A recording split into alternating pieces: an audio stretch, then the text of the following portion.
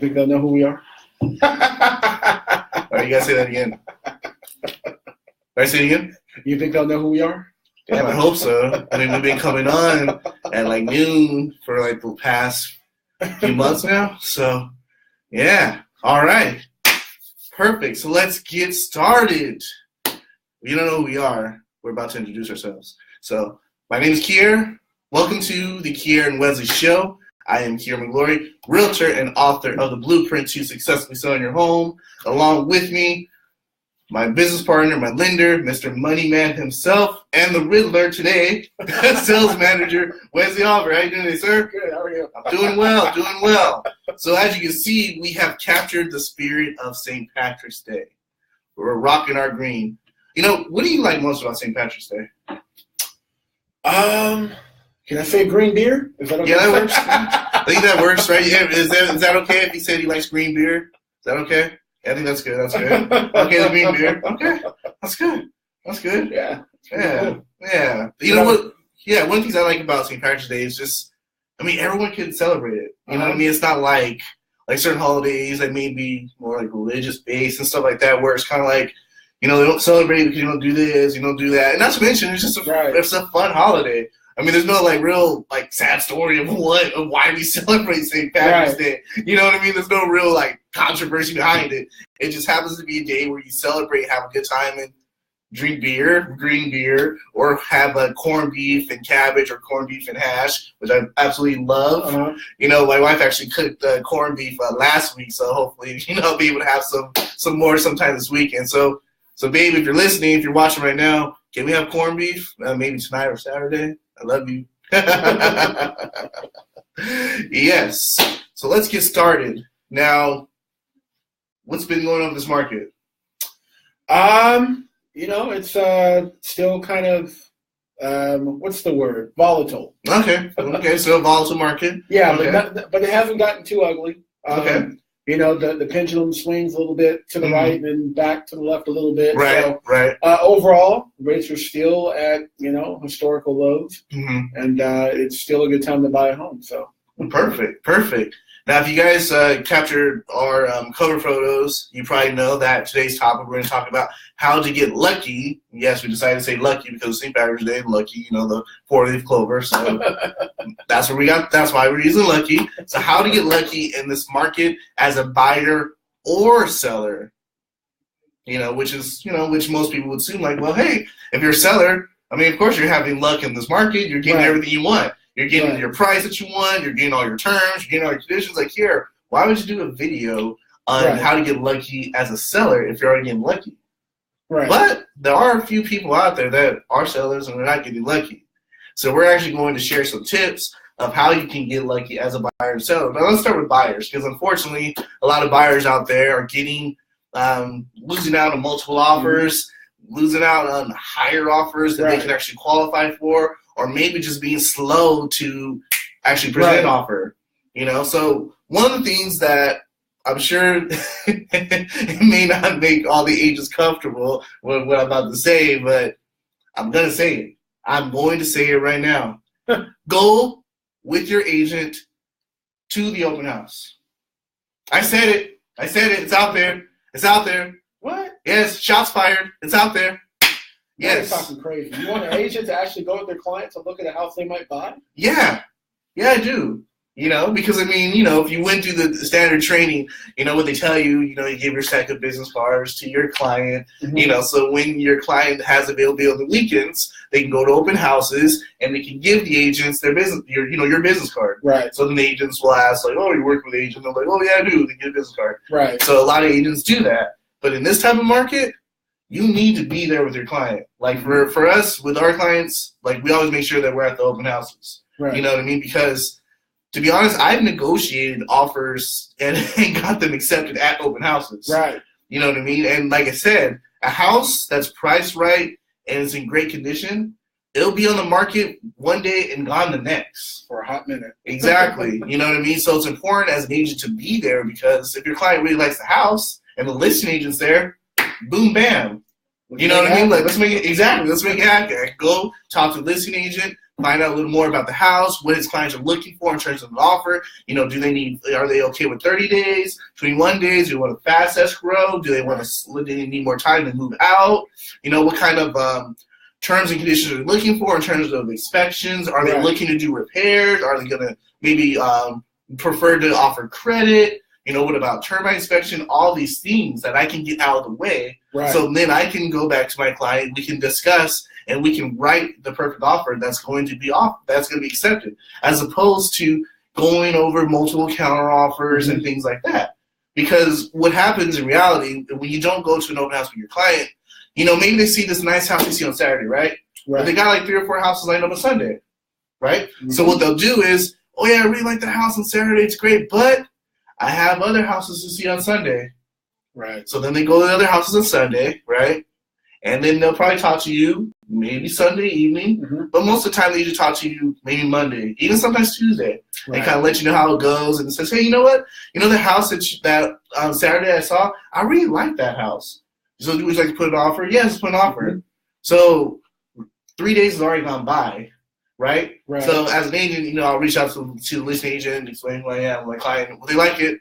Chances are either A, I check online and it's already an escrow, or B, they already have like 8 or 9 offers. Right. And they're close to accepting one. And who knows, they could have even already sent out multiple counter offers. You know what I mean? So that's one of the reasons why it's important to go to open houses with your buyer, because you have to be ready to take action. Right. You know what I mean? And also another tip for buyers is, when you sit down with your agent and do what's called a buyer consultation, you explain what the wants and the needs in your house that you actually want, what you're looking for. So in this type of market, what I advise you to do is take that wants and needs list with you when you go look at houses. I mean, do you think that's a good idea? Oh, absolutely. And I think, especially in this market, because what happens is people will go look at a house and they're like, oh, I really like that house, but I need to see what else is out there. And if you do that, you may miss out on the opportunity to buy that house. So to me, the more in tune you are with what it is you want, what it is you need, you'll be able to spot it right away when you see it, and you'll feel comfortable making an offer on that house at that point in time, instead of saying, you know what, I need to go see 4 other houses, and by the time you come back to the one you love, it's gone. Exactly. Yeah, so you definitely have to, like I said, in this market, because everything's going so quickly, you really have to know what it is you're looking for, what you want, what you need, things like that. And that's another great reason why your agent would want to go look at houses with you, so they can learn more about you, right? That's a very good point, because, things change. When you sit down with a person initially, right, and you're going over consultation, and a person explaining their wants and needs like this, all of a sudden, maybe a couple weeks, down the road, they're like, hey, you know what? I would really like, a full downstairs bathroom. But you didn't really go with them to look at houses. You're still sending them houses that have all the bedrooms and full bathrooms upstairs, right? So they're still getting this list because you didn't go with them to go look at houses. And, as you saw a house, like, hey, this is what you're looking for, right? You don't want any full bathrooms upstairs or whatever. And it's like, no, actually, here, I would actually like to have that. So then you can actually adjust. And then also, if you're out there in the field with your client, if possible, you may even reach out to some of these agents that have listings, and maybe you can do an impromptu showing.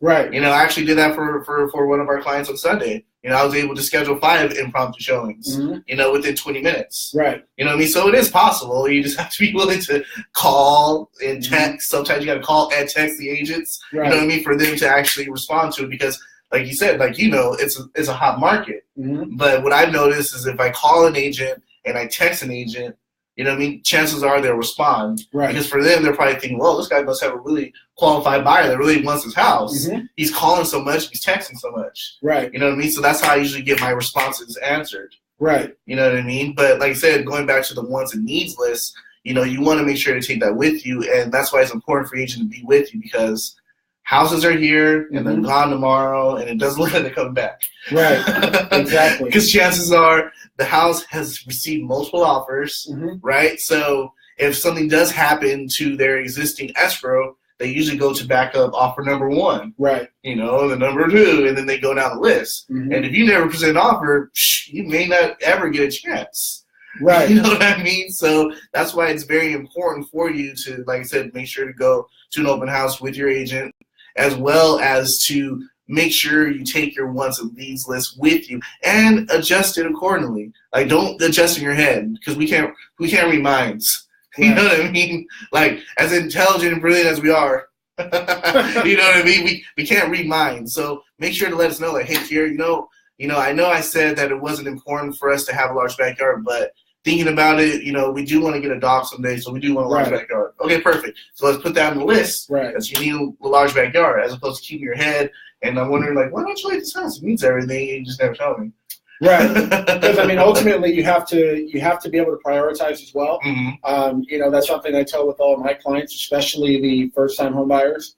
The only people who get everything they want out of a house the first time they buy it are people with millions and millions and millions of dollars, right? So you're saying you're not getting your dream home first? You may not. And by the way, you may ever only be able to get like 80% of your dream home. Because let's be honest, who wouldn't love to have an ocean view, right? That's true. But most of us will never be able to afford an ocean view. So, you have to be able to prioritize what's most important to you. And then at that point. What's going on? Hello, everyone. Hello. Hey, babe. What's going on? Hi. Did you hear what I said? Can we get a corned beef either Friday or Saturday? That'd be cool. All right. Love you. How's it going, everyone, on Facebook Live? Thank you guys for tuning in. Hey, Faith. Hey, Kiana. Thank you guys. Thanks for all the comments. So you have to understand what's most important to you, because you may only be able to get 80% of what you want. So you got to know what things you have to basically throw out and what things you're going to lock onto and say, we have to have this. So if you have your needs and wants list and you're paying attention to that when you're viewing these properties, it'll help you make a quick snap decision as far as, does this meet that 80%, and is it the 80% that we want? Exactly. Yeah. So that's definitely a great way to think about it and a great strategy. Because if you can get 80% of what you want, right? That's impressive. Yeah, absolutely. In situations, sometimes people, end up. Sometimes it's just like, hey, you waited too long, and this is what's left. Right. So all of a sudden you definitely making sacrifices. Right. You know what I mean? So that's why it's important, like you said, to take action. And as well as, like you said, if you can get 80% of what you want, that means that's the house for you. Right. Like, it's very rare for you to get 100% of what you want in a house. Very rare for you to get that. Yeah, and then, and of course it's a big decision. Mm-hmm. But to quote, John Wooden, and this is one of my favorite quotes, hurry but don't rush, right? And what that really means is be so studied and regimented in what you do that you can make snap decisions and process information quickly to then do what you need to do. Rushing is just, I'm just going to run off and do it, and I'm not doing anything effectively or efficiently. I'm just moving before I think. Right. But, basically hurrying, it just means speed up your thinking process and be able to make decisions faster with the information that you're collecting. Right. And after all, that's what you look for in a great quarterback, right? So Tom Brady, he's making very quick decisions. He's not making, bad decisions. Right. He's just done it so many times. Or an Aaron Rodgers, you take any great quarterback, that's what they do. They're processing information so fast and making snap decisions based on all of their understanding of the information and the outcomes and everything. That's what they do. And so you want to be in that same situation where you're so in tune, like I said, with what you want in a house and what you need list is, that you don't need to see like 20 more houses once you find the one. Yeah, for sure. Yeah. Yeah. Couldn't say it better myself. Okay. And another pretty much last tip for the buyer side, I would say, is be willing to go over list price. I know I said that.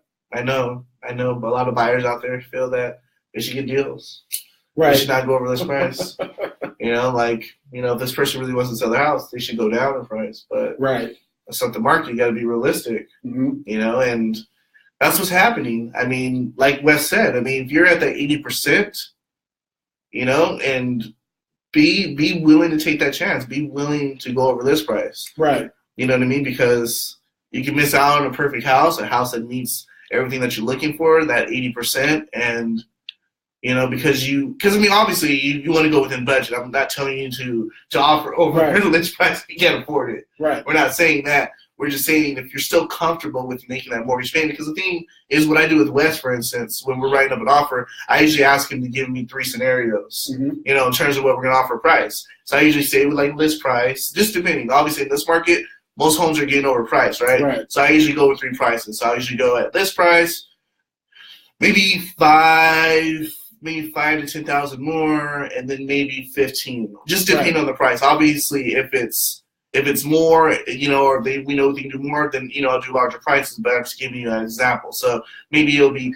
555, or 1055, just depending, because if Wes has already sat down with them and qualified them, he knows what's the most they can do. Right. You know what I mean? So when we have those options, then I can talk to them and say, hey, listen, okay, this house, I've already spoken to the listing agent. They've already had multiple offers. This is kind of where they're sitting at. Now, I talked to Wes, and Wes said, this is what we can do. We can either offer this. Right. And it's still within your mortgage payment. Normally, when I talk to Wes, I'll also ask him what the mortgage payment would be, because that's the next question. It's like, Qierre, we're going to offer $15,000 more. What's my mortgage payment going to be? Right. I'm like, well, yeah, the mortgage payment will be $3,011. I'm saying that as an example. Right. It's like, okay, we can still do that. So then we write up the offer, and I always call and text and email the listing agent, let them know I sent over the offer. Like, I don't want to just send over an offer and then all of a sudden, I get I reach out to the agent the next day or something. I'm like, hey, did you get my offer? And it's like, who are you? I'm like, oh, this is Qierre, blah, blah, blah. They check, and it's like, no, I didn't get your offer. Right. And I'm like, no, I sent it. You should have it. Huh. Well, it looks like it went, you know what? Jeez, it actually went to spam. You know what I mean? Like, how do you explain that to your client? We sent over that offer last night, but you know what? Like, I didn't bother following up with the agent until the next day. And apparently our offer went to spam, so they never saw it. And unfortunately, the client accepted another offer. Yeah. Sorry, let's go out and look at somewhere else's. You know what I mean? Like, how, you just don't do that. I mean, that's not proper protocol. So that's why, like I said, I call and text and email, and I wait for that response. Say, hey, I just sent over the offer. Did you get it? Right? And then if maybe like 30 minutes or whatever goes by and I don't hear anything, then I'll reach out to them again. I'm waiting for that confirmation because I want to know that they got the offer. So then if they have any questions regarding the offer, I can answer them. Say, hey, Qierre, we're looking over the offer. And, hey, I mean, would your client be able to do 45 days? And it's like, okay, like, let me check. Okay, hey, would you guys be able to do 45 days? Yes. Okay, perfect. Yes, they'll be able to do 45 days. Right. Okay, Qierre, we'll then send you a counter with 45 days, whatever. You know what I mean? So then it's kind of like we're starting to pre-negotiate the counteroffer, accepting the counteroffer, because if we're already talking about what the counteroffer is going to be on, and I already got the information related to my client, and they've already accepted it, all they have to do is send over the counter, get that signed back, and get an offer. Right. And it's important that you're working in lockstep with whoever you've chosen to go through for your financing. So whatever loan officer you're working with, it's important that you guys are working together throughout this process. It should not be a situation where you go through the pre-approval, they give you your pre-approval letter, and then you guys don't talk until you call and give them the good news that you're in escrow. Because what they should be doing is, or what you should be doing is contacting them, hey, I want to submit an offer on this particular property. Right. And it's priced at X. What would my payment, and put together the whole scenario? What would be my cash out of pocket? What would be my payment? What does it look like at that amount? We also might go 10,000 over that amount or 15,000 over that amount.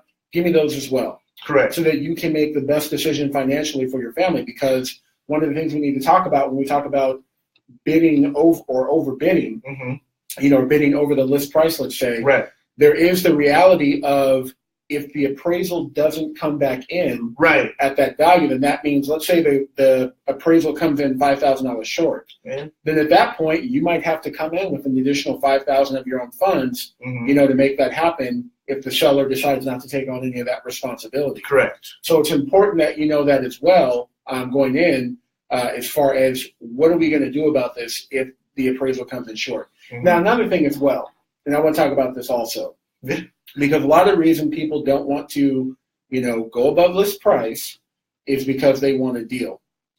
But as a lender, I'm here to tell you, most of the time, your appraisal is going to come in at the value of the purchase price.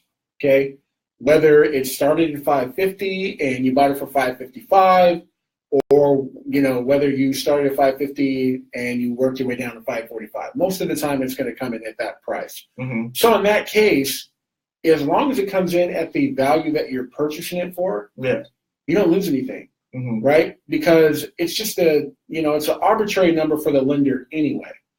Just to make sure that they're not taking on the responsibility for a house that is not worth what it's being financed for, right? That's really what it's for, because at the end of the day, a home is like a stock. A stock, once you own a stock, the price of that stock is going to change over many different times. Thank you, Maxine.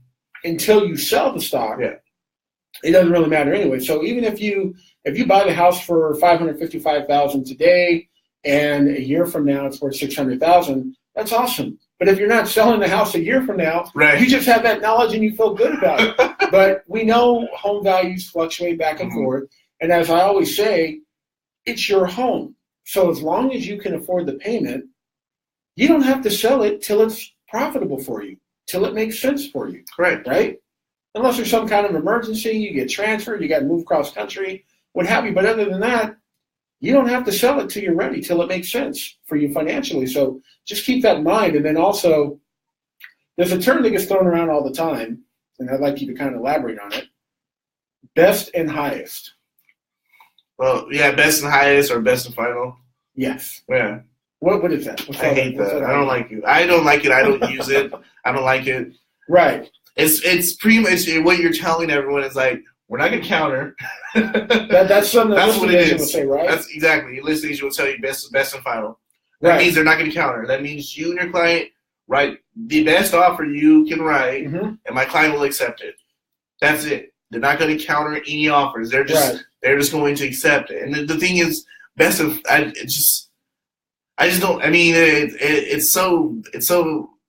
I wouldn't say vague, because best. What's considered best? Is best because it's going to be a shorter escrow, or is it best because you want the highest price? That's what your client cares about. Or is it best because we're not going to ask for any type of inspections? Is it best because we're removing our contingencies? What's defined as best? Right. It's not. It's just best and final. That's what they say. They say best and final. They don't. You know what I mean? They don't specify.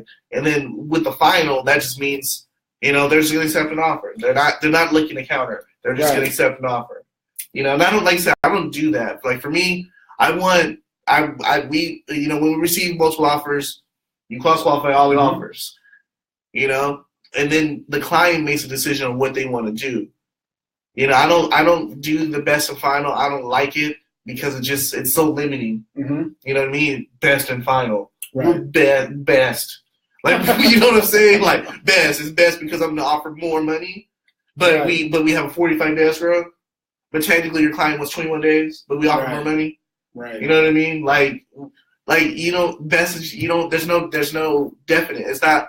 Yeah, it just for me it just doesn't. Yeah, I don't like it because for me it's like you just for me, like if I'm thinking of what agents are thinking when they think best and final, they're just thinking price. Right. We list this home under market value, right? Most of the time, that's when you see the best and finals when they list under market value, right? And then they'll do showings like one day out of the weekend or something like that, or just for the weekend. And then they'll put on the notes, submit highest and best offer, or submit best and final offer. Offers will be reviewed on Monday. Right. That's what you get, right? So then you go and take your client there, and there's usually a bunch of agents with all their clients, and you kind of are all there like, kind of like, okay, so what's gonna happen?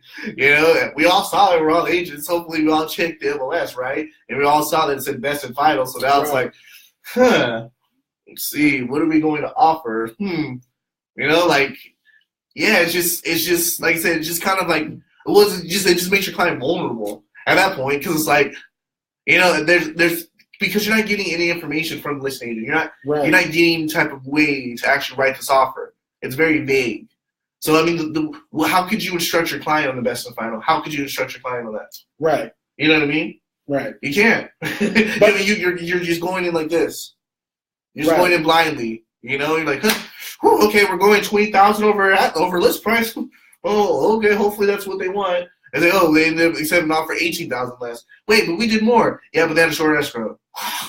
Right. You know what I mean? Or they accepted a higher, that's 22,000 above. It's like, shoot, my client was putting 50% down or whatever. They could have did that. We could have did more. Right. You know, but they didn't do it because it was best and final. Yeah, so for me, obviously it's a sore spot to me. I didn't mean to set you off like that, man. I'm sorry. I didn't know. Yeah, but like I said, I don't like the best and final. I like real language. I don't like the best and final. Right, but if your buyer is in a situation where they want to submit an offer on a house that they are requesting best and final, that is a situation where it's especially important that you understand or you know how much above list price you can afford and you're willing to deal with. Correct. And sometimes, and like you said though, even in those best and final situations, most of the time the houses don't appraise. Right. You know what I'm saying? So it's like at that point, because what can happen is once you do an appraisal and the house doesn't appraise, things can happen, right? There's like three. I'm gonna give you three options, right? So either the seller can say, A, we'll go down to the appraised value, and you'll be willing and you'll be responsible to take care of that, right? B, you're gonna have to come up with funds that are going to meet this amount, right? Or C, maybe what they'll do is, okay, fine. If you can't do that, can you at least come to this number? Right. So maybe what the seller do, maybe they'll look at that number and say, okay, 20,000. Okay, fine. So, okay, we'll reduce it by 10. You can make up the other 10. Right. So that's another an option too, and I've done that as well. Like we've had situations where we had, multiple offers and the home unfortunately doesn't appraise, and that's what we do. But like I said, so it's like your offer is accepted, but there still could be another area of negotiations again. Right. It's kind of like a pre-accepting. Like we pre-accept your offer, but chances are we're going to have to negotiate again because this house is not going to appraise. Or in some cases, what you've seen, I don't really see it much, but not as much as I used to a couple years ago. Some people remove what's the appraisal contingency. Mm-hmm. Like I never buy the guys to do that. Right. But sometimes people do that, and usually it's people that have a lot of money, so they're willing. If I got to put an extra $20,000 or whatever, I have it. I have the money. Right. But most first-time home buyers aren't in that situation where they can remove the appraisal contingency and make up like a $20,000 difference, right, or something like that. Yeah, absolutely. And then lastly, I'll say as far as giving yourself the best amount of luck as a buyer, and let me just define luck in my opinion, is when preparation meets opportunity, right? So a lot of that is going to fall on your lender as well, right? Because ultimately, thank you, Amanda. Aside from, how much you're going to make for the offer and the details of the offer, like you said, the time in escrow, things like that, a lot of it is going to fall on the information that your lender can provide about you that says, hey, we can trust this person. Right. Right? Because at the end of the day, what difference does it make if Qierre says you can close escrow in 21 days and you're willing to go 20,000 above listing if you don't have the assets to do it and you haven't even gone through a pre-approval yet, so you can't close in 21 days, right? Yeah. Because ultimately, the listing agent ends up with egg on their face if the deal falls out, right? And the majority of deals that do fall apart, it's because of the finances. Right. So the more information that your loan officer can provide along with the offer, for instance, there are, some documents that they should have handy, and they should just provide them up front, actually. Because usually what lenders will do, they'll just give you the pre-approval letter, which is a letter, it's a piece of paper. Even if they sign it, okay, that's cool. It doesn't mean much, right? Yes. So there's some things that they should have readily available to be able to submit with the offer, and every offer to me should be submitted with that. So you have your proof of funds. Yes, right? Very important. Yeah, and they can redact all the important information. You know what I mean? We don't need to see the account number, or, what your social security number is, anything like that. But you want to have that. You also want to provide a copy of what's known as the desktop underwriter results. Yeah. And the desktop underwriter, that's an automated system provided by Fannie Mae. And basically It's doing this diagnosis of all the information you've submitted, as far as the application, and it'll give you a response, which will be, approved eligible, which means that based on the information provided, you are eligible for that loan, right? So you provide that up front so that they can see that. And then also, because you always get, hey, can you send me a copy of the first page of the credit report so we can see the credit scores? I'm going to give you guys a little secret about the DU results. Your credit score is already in it. And there's no pertinent information. Just your credit score is already in it. It'll have a list of your debts and things like that. And more importantly, it'll have a breakdown of what documents a buyer has to provide in order to get the loan. So if you have income, right? Yeah. If you go to the income portion of the report, it'll say you must have W-2s from the last year, the most recent tax year. You must have tax returns for the most recent tax year. Or it might ask for 2 years of tax returns. It might say you need a profit and loss if you're, a business owner and you're self-employed. So it'll lay out all the documents that you have to provide. So that's number two. You want to have that. If you can work within an organization that will allow an underwriter to fully underwrite the file previous to you even finding a home, that's even better. Because your loan officer, listen to me clearly, your loan officer is not the decision maker on your file. The underwriter is. Yes, the underwriter is. Right? So the person who's selling you insurance, they don't make the decision on whether or not you get the insurance. The underwriter does. Right? So if you can provide something from the underwriter saying, hey, we've looked at this file, we've collected all the documentation, we're granting this person a conditional approval. Very few people are going to have that when you go submit an offer. Very few people are going to have that. So when you have those documents to provide, that's just going to make it that much easier for you to get your offer accepted. And then, of course, lastly, you want to make sure that your loan officer is working in unison, not only with just your agent, but with the listing agent. Hey, Andre. Hey, Ashley. Make sure that, your loan officer is readily available and they respond quickly. Hi, Griselda. And that's the other thing, too, that you can do. Make sure you send all this stuff over immediately with the offer, and make sure that you're responsive. Because and I know that we've had clients where we're trying to do a cross-qual for. Yes. That's made an offer. And their loan officers don't get back to me until like 3-4 days later. I'm like, man, they've already accepted an offer. You're too late on that. Right. And it's just heartbreaking because these clients really want this house. You know what I mean? Like, yeah, it's like, and it's like the lender or even or the agent, whoever's involved, they're not doing their job effectively. They're not working for their client's best interests. Right. You know what I mean? Like in a market like this where houses are literally getting hit with multiple offers and getting an escrow within days, why would you think it'd be responsible for you to take 3 to 4 days to respond back to something? Right. That doesn't make any sense. It doesn't. It's unfortunate, like I said. And not all loan officers or realtors are created equal.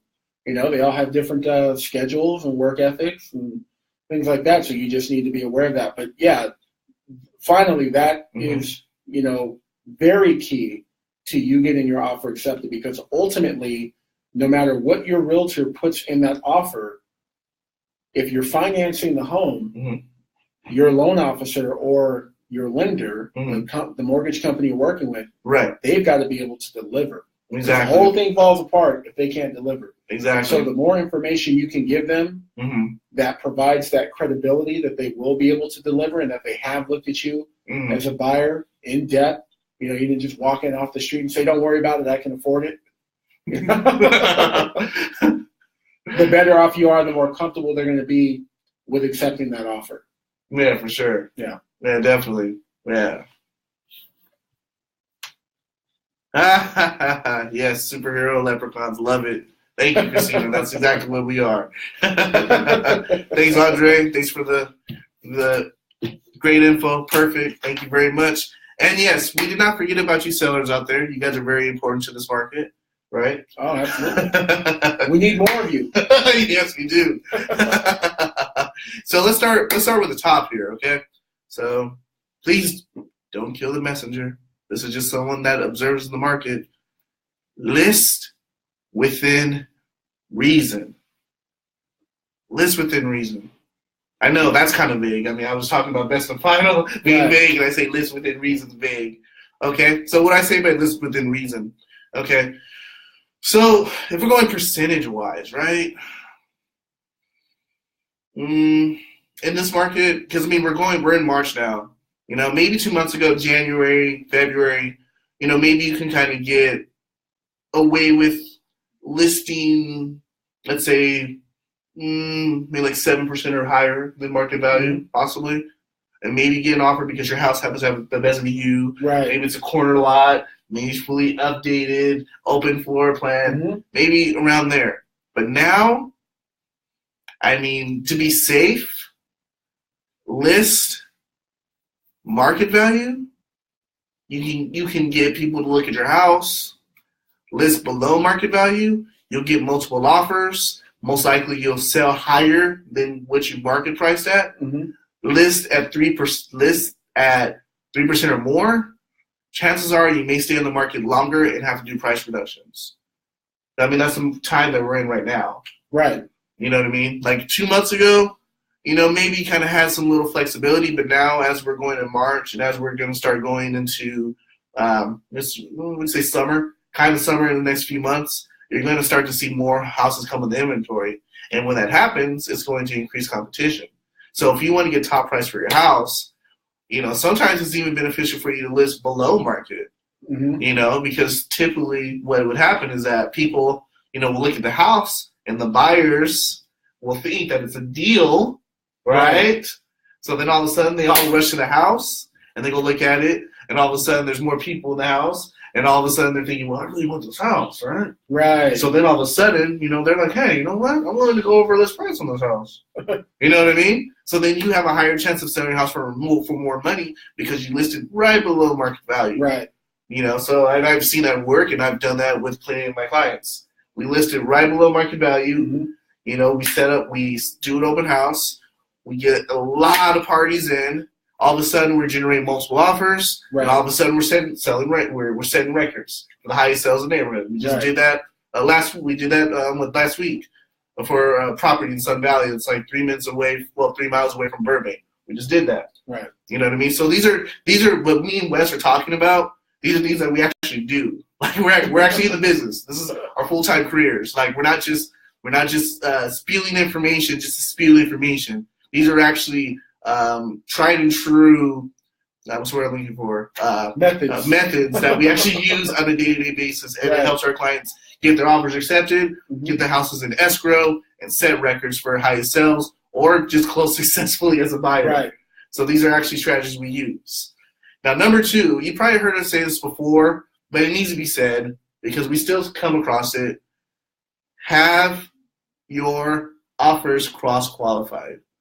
If your agent is not, if your agent's not talking about the importance of having your offers cross-qualified, you may want to check with another agent, because right now it is so important. The fact that most houses are getting hit with multiple offers, cross-qualification should be a no-brainer, because you know what happens? People rush. They'll submit an offer.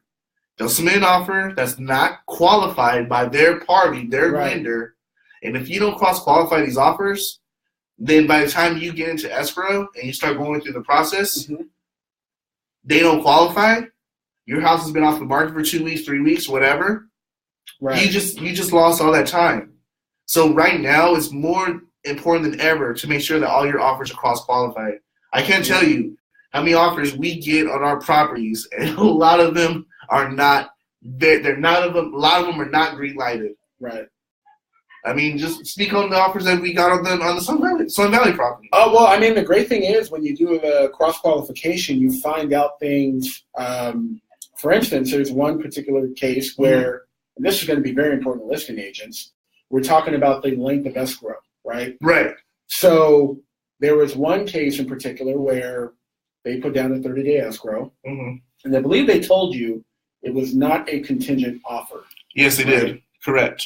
So they told him it was not a contingent offer, which basically meant that they were not depending on the sale of another property to be able to complete the purchase of this current property. But looking at the bank statements, looking at the loan application, the DU results, everything in there, there was no way with that person's income they could have qualified to buy the new property without the sale of their current property. Not only could they not have qualified as far as for the loan because of their debt-to-income ratio, they would not have had the funds to be able to basically close that transaction without selling the property. So let's say you accept that offer, right? And your sellers are expecting to move within 30 days and close in 30 days or whatever. Right, exactly. We come to find out it's a contingent offer. The 30 days later, that buyer has had no interest in their particular property, or their process is taking longer than what it's supposed to. Correct. Now your seller's stuck in that property. They're paying another month of mortgage, and if they're buying something else, that other property is being held up, and maybe now you have ramifications from the person they're buying from saying, hey, you guys are supposed to be able to close in 30 days. Exactly. You guys can't close yet. Yeah, well, we're waiting on the person who's buying our home to sell their home. You never told us about that. Exactly. Right? So it's just a domino effect across the board. But these are things that can be figured out, by looking at that. There have been cases where someone was approved for, say, a $400,000 loan. This property happened to be a $450,000 property. The debt to income ratio is not adding up, and you contact their loan officer and say, hey, this is a $460,000 property. You stopped at $400,000. Can they? Right. And they never told me they were going to look at a property that expensive. Like, no, they don't qualify if they're. Oh, jeez. There's just always little details. Yes. And like I said before in our previous discussion for the buyers. What's in the offer doesn't matter if you can't make it happen. Exactly. If you can't make it happen, it doesn't matter. So, and by the way, I can tell you, dealing with, particular buyers and whatnot, and working with buyers all the time, you do get those buyers that don't want to give you information, and they're just like, don't worry, hey, I got it. Trust me. I make more money than God. I'm okay, right? You do hear that kind of stuff. Oh, my gosh. Did you just say that? Hey, you hear that from some people, but then, what you don't hear about, because you're not going through the pre-approval process, you don't hear about the short sale that they had 2 years ago. Oh, yeah. Should I disclose that? Yeah. These are things that, like I said, that you need to know ahead of time. So, as a seller, you should have your realtor do the cross qualification. I'll tell you right now, just speaking from my experience with dealing, speaking with realtors, some realtors don't like putting that in the notes, and they don't like doing it because they think it's going to scare off, offers. Right. My thing is this: when I do the cross qualification, I don't even deal with the buyer. I don't even have to talk to the buyer. Right. And I always tell, and I always have to tell the agents that, well, is he going to call my buyer? Because my buyer works, and it depends when he calls him. Or, my lender's not comfortable with your lender calling my buyer. It's like, listen, he's going to call the lender. The lender's information is on the pre-approval letter. Sometimes it's not. It should always be on the pre-approval letter. Yes. If you're a lender and you're writing pre-approval letters, have your information on there. Don't make us have to Google you. You know what I mean? You gotta go like, oh, there's information not on there, so let me see let me Google. Okay, is this the right person? Okay, this is one. Okay, perfect. Okay, this is the one. All right, here's his contact number. Right. Just put your information on the pre-approval letter. It's not that hard, right? Especially if you work for some place called like Left Field Financial that no one's ever heard of. Make it easy on it. Yeah, please. Jeez. But and so I don't even have to deal with the buyer. Let me explain something to you. Yes, there are loan officers and lenders that look at this as an opportunity to try to snag someone's client. It just is what it is. That's not what I'm doing. I personally believe it does a disservice to the buyer, trying to get them involved in another process with another lender that late in the process when they're already submitted an offer on the property. Right. And number two, I'm here to represent the interest of Qierre and Qierre's clients. And so it's in their best interest to find out as quickly as possible if this person meets the guidelines to be able to close the transaction and to finance their loan. That's the whole point. So I'm not rerunning credit for, the applicant. I'm not doing that. I'm not calling them. I'm dealing directly with their lender. I give them a list of documents that I need. They provide those documents. I tell them redact the personal information if you want. Address, email, phone numbers, does not matter. I'm not here to do that. I'm here to see whether they're qualified to buy the property they're looking at. That's it.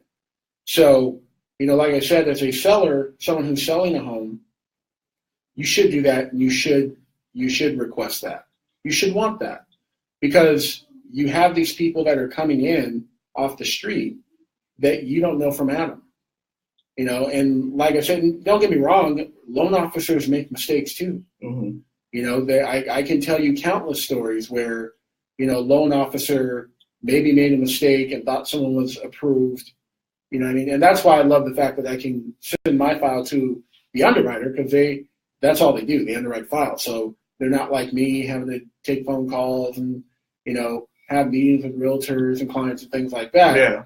But it's always good to have a second set of eyes on something. But, loan officers make mistakes too sometimes. And if you're working with a loan officer that just does all the pre-approving themselves, they might miss something, and I might catch it because I'm looking at it with a different set of eyes. So you shouldn't want to do that. And I ultimately, from my experience, don't think it's going to scare off, right, a potential applicant. I kind of consider it one of those things where it's like, if asking you to be able to verify what you're telling me is something that scares you off, I probably don't want to do business with you. Yeah, that's probably a red flag that, you're not moving forward, buddy. Because I can tell you by now, if I was, working to pre-approve someone that told me they made, X amount of dollars, but they never wanted to show me any financial documents, Wes, I can't show you my W-2s, my pay stubs.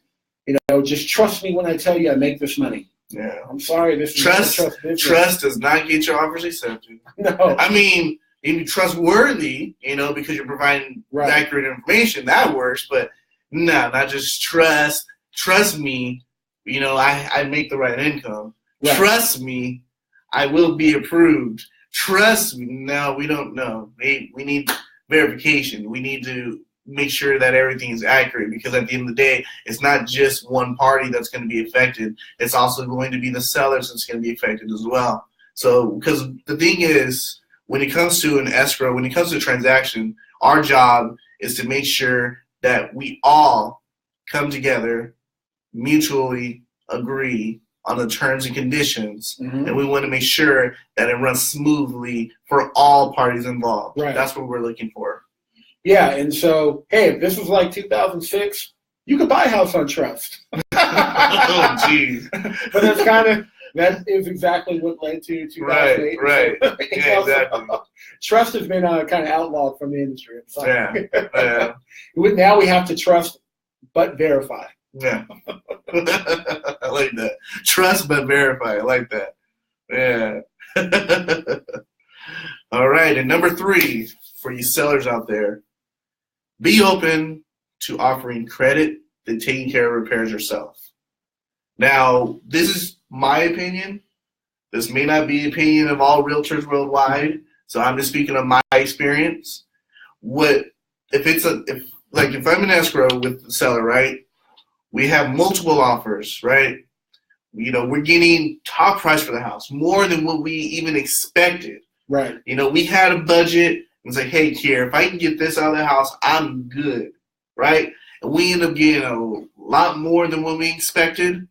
And, and if there comes back with like a cost of request for repairs, and if the seller's in a situation where they can either repair it themselves, and I don't mean like the seller actually going out put on the tool belt, and fixing it. No, I'm saying that they would actually hire the repair company, schedule the person to come and do the work, and pay for the work. For me, to make it easier for my clients, what I talk to them about, the option of offering a credit. Because what I like to avoid is to have issues down the road, meaning that, okay, my seller, or myself or whatever, we found, this company did this work, right? Something happens. Oh, you know what? I was fixing this and I noticed that this also needs to be fixed too. What? So all of a sudden that $600 bill turns to a $3,000 bill because all of a sudden some other issue was found. You know what I mean? Or, hey, let's do the final walkthrough. Right. And the buyer does the final walkthrough and it's like, wait a second. I thought you guys were going to fix this. No, well, we actually fixed everything that was on the request repairs. Oh, you know what? Yeah, it was supposed to be 16B also, not just 16A. Yeah, so, we really want to get that fixed too. So, is there a way you can bring your person over to fix it because we're going to close tomorrow? Right.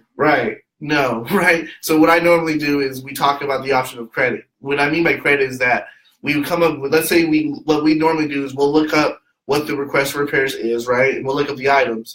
Obviously, because obviously sometimes in this market you get a whole sheet worth of request for repairs. So we cipher through the sheet, obviously. Right. And what we focus on is more of the safety concerns. Like, we're not talking about the recommended upgrades or any of that kind of stuff. We're looking at the safety concerns, which can actually be a hazard for people. So we look for those things to actually, to offer credit to, right? So what we'll do is we'll look at that, kind of decide a number to offer. We'll write it down and submit it and see if they agree on it.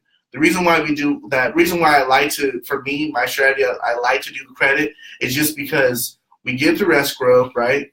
We close escrow, right? And then the new buyers, they go out, interview, do whatever they need to do, their own quotes with their own people to do what necessary work needs to be done.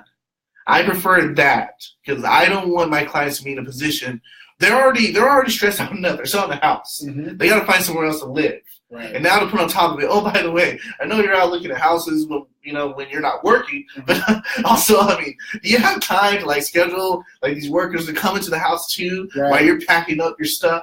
It's like, no, I want to inconvenience you as least as possible. Mm-hmm. So I'll say, okay, we look at this, okay, all together, this is $1,000. Okay, perfect. You wanted this, we got you this. What's $1,000? And you're still in the green. We offer $1,000. The buyer accepts it. They will schedule the work. Once escrow closes, the seller gets to move on with their life, and then the buyer gets to take care of any request for repairs. Right. So that's the strategy I use. My clients have all seemed to enjoy that strategy. I've never had a client say, "No, Qierre, I'm so mad. I really wish I would have taken the time to call around and schedule work to be done and had to make sure the work was done." I never had any seller do that. Most sellers are like, okay, sure, we'll do that. Then we can focus on our thing. We move on. The buyer can do the repairs, do all that stuff when it's their house. Because at the end of the day, remember, you're selling your house. Why would you want to take the time to repair something if it's not your house anymore, right? Right. That's what I recommend. Like I said, everyone's not like that. Thanks, Robert. Thanks, Double R. So not everyone's like that. But so these are the tips to how you can get lucky in the market as a buyer or a seller. Mm-hmm. And Wes, do you have any more to add to that? Yeah. So on, let me just tell you, I don't know if you guys ever watch any of those renovation shows. I watch a lot of them. Okay. I love them. I've renovated a few properties myself. Mm-hmm. Let me tell you, when you're renovating a property, right, your worst nightmare, when your heart stops, when you get a call, you look at the caller ID, and it's your contractor.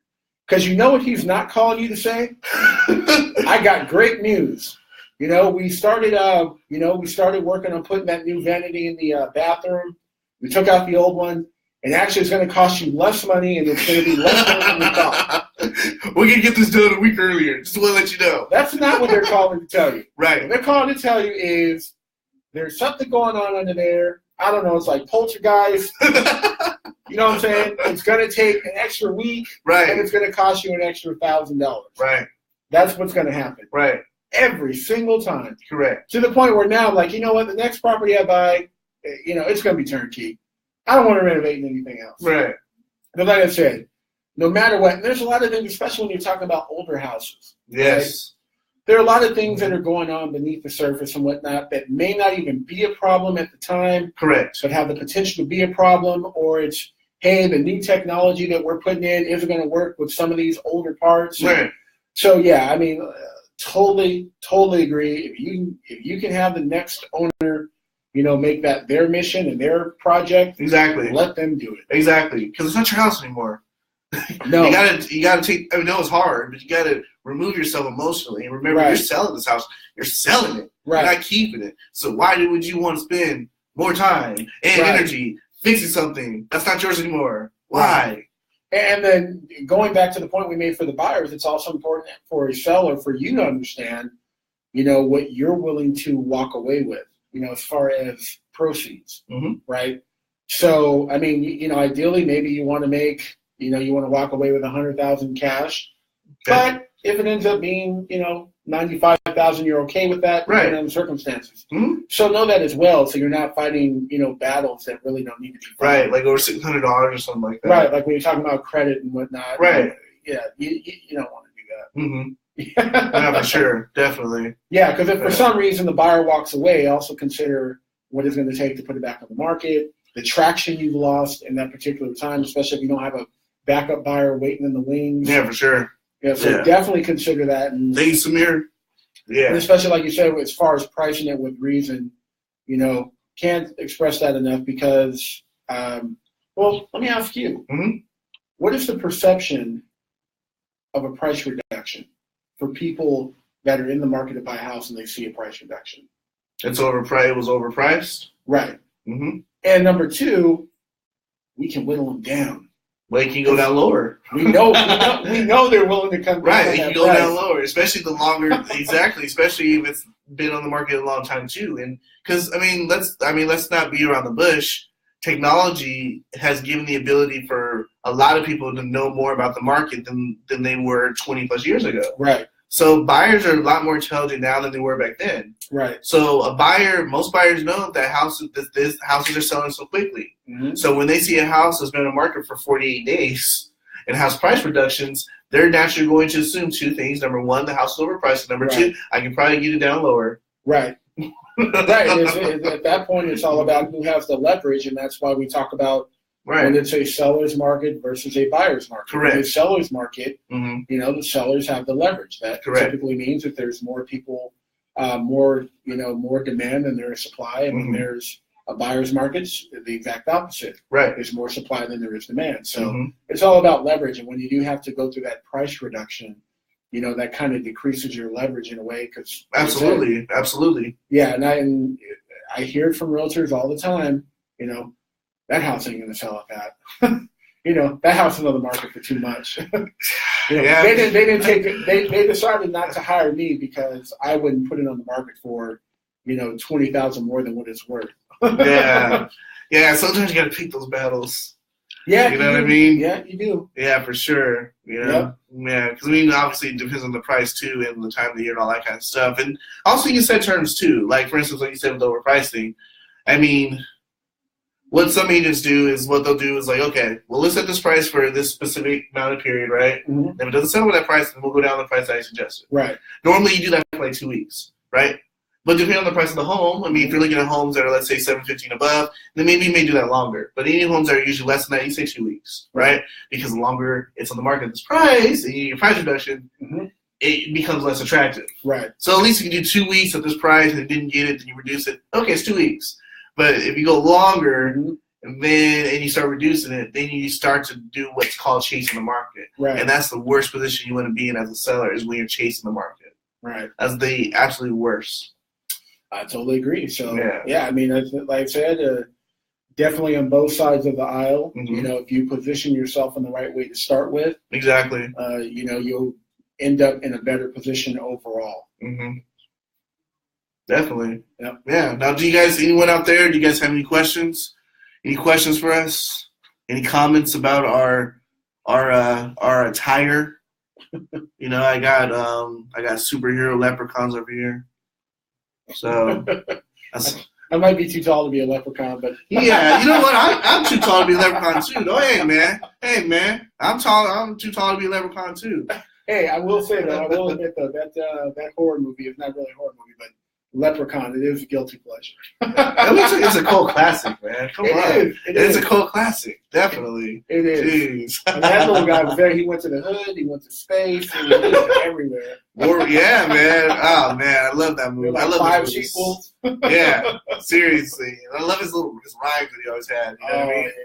Yeah. You know, he'd always make little jokes. Yeah. I remember my cousin, she used to always, oh, that's interesting. Disconnected. Okay.